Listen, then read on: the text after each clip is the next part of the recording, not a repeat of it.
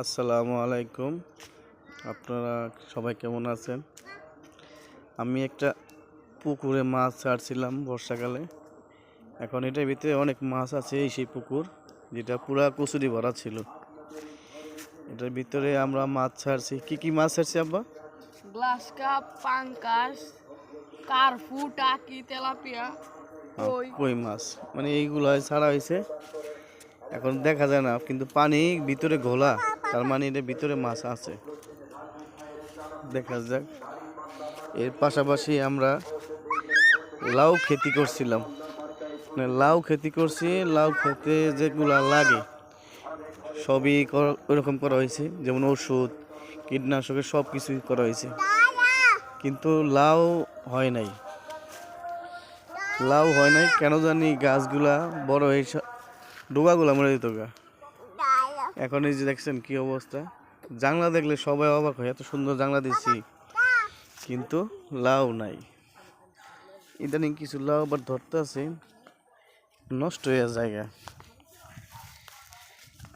এই যে লাউ, তার পাশাপাশি খেতি করছি কোমর গাছ, কচু ক্ষেত করছি। এই যে কচু ক্ষেত, এটা মাথা থেকে ওই পর্যন্ত দেখা যায় কচু ক্ষেত করছি। তারপরে লাল শাক বুনছিলাম, লাল শাক আছে। আর এই পুকুরে জাংলা মূলত জাংলা দিছি 3টা। এই একটা, এই একটা,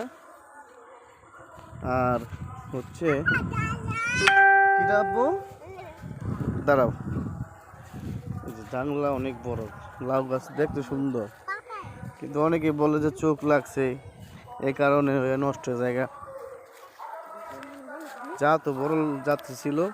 এই যে একটা দেখতে পাচ্ছেন কত বড় লাউ, এটা বিছন রয়ে গেছে, আমরা কেউ দেখি না এটা, বুঝছেন? আর এই যে একটা লাউ গাছ, জাংলা, এই জাংলাটা দিছি পুরা জমিনটার ভিতরে,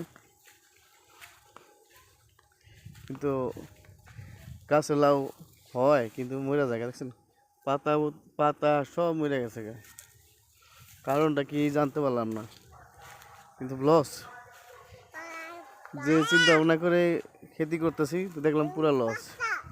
এই সাইডে একটা সিম গাছের আছে, হ্যাঁ, এটা মাশাআল্লাহ ভালো হয়েছে। সিমও ধরছে, যে সিম দেখা যাচ্ছে, সিম ভালো ফুলেছে। এই যে পুকুরে মাছ এই সাইডটা দেখা যায়, কিন্তু মাছ ধরা যেতেছে না, শীতের কারণে মাছ বাসে না। এর সাথে ওই যে কচু ক্ষেত করছিলাম, কচু ক্ষেতের এখন শুকাই গেছিল মাটি, এখন শক্ত হয়ে গেছে, তো পানি দিব চিন্তা করছি। এই যে এক পানি দিয়েছি, কিছু জায়গায় কচু নষ্ট হয়ে গেছে গা। যে কচু উলুতে খেয়ে ফেলাইছিল, ফিরা নতুন করে কচু বনানো হয়েছে। কচু বুনছি, তারপরে ঘরে যেগুলো লাগে আর কি, রসুন বুনছি। এই যে দেখেন রসুন, এই সাইড থেকে পুরা রসুন বুনছি। তারপর ওই সাইডে আবার আলু বুনছি, আপনাদের দেখাই। আলু বুনছিলাম, মানে এরা কি ফ্যামিলি কৃষক, যেগুলা লাগে আর কি করে। এই যেগুলা আলু বুনছি। আর এই যে ধনিয়া পাতা বিক্রি করার জন্য বুনছি। এখন দেখি পাশাপাশি ধনিয়া খেতে বহুতটা শাক হয়ে গেছে। এখন চিন্তা করছি, পরামর্শ নিছি, এরা অনেকে বলতেছে যে সার দেন, বহুতটাই ভালো বিক্রি করতে পারবেন, কারণ বহুতটা শাক বাজারে ভালো বিক্রি হয়।